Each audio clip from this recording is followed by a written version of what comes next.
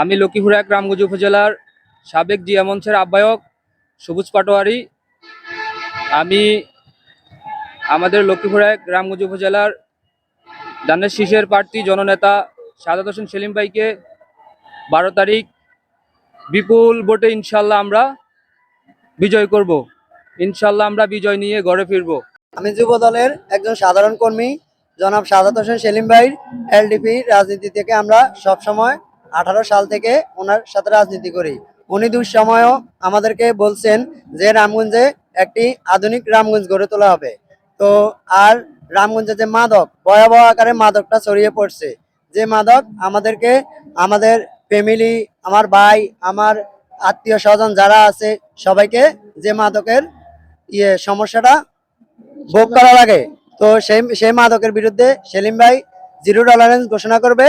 আমি আকুল আবেদন করছি সেলিম ভাইকে, ইনশাল্লাহ সেলিম ভাই এমপি হলে যাতে মাদকের বিরুদ্ধে শক্ত একটা অবস্থান নেয়।